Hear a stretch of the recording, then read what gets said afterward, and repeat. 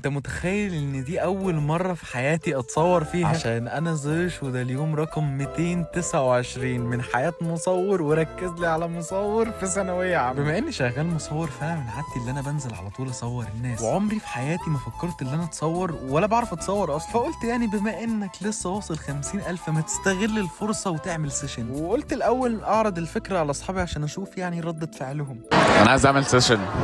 انا لازم اعمل سيشن. هو اي بلوجر بيوصل رقم جديد بيعمل. فبعد ما قلت له كده ده كان رده عليا، فحسيت فجأة ان هو يوم فرحي، وخدت بعضي وقمت لبست ونزلت عشان انزل احلى، عشان هتصور النهارده. بعت من الحلاقة على طول، لبست الاوتفيت ده، قولوا لي ايه رأيكم فيه، واتجهت على طول للمكان اللي احنا نتصور فيه.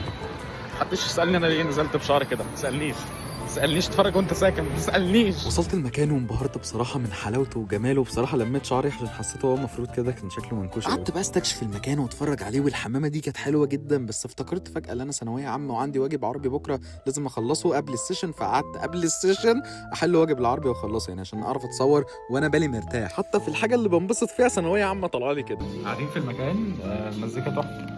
فاكر بوكلت؟ هنذاكر. والله نزل اتصور بس هنذاكر. خلصت من هنا وقعدت اكلم الفوتوجرافر اللي معايا عشان اقول له انا نفسي اتصور صور شبه دي كده. مش عارف ازاي. راح قال لي ما تقلقش، سيب نفسك خالص وانا هعمل لك كل اللي نفسك فيه. لقيته جهز كاميرته وقال لي انا هصورك صور محدش في العالم ده كله اتصورها قبل كده. وقعدنا نتصور وطلع عينينا في التصوير لدرجه ان احنا تعبنا، وخلصنا تصوير طلعنا على طول عشان ناكل، عشان والله كنا ميتين جوع. وبس كده خلصنا اكل وانا روحت، وهو روح عشان يعمل الايديت على الصور ويبعتها لي. ففكرك ما تنساش تنزل تعمل فولو عشان كمان شويه انا هنزل الصور، عايزك تخش تقول لي رايك فيها، وهل فعلا الصور حلوه قوي زي ما قال لي ولا انا اتضحك عليا.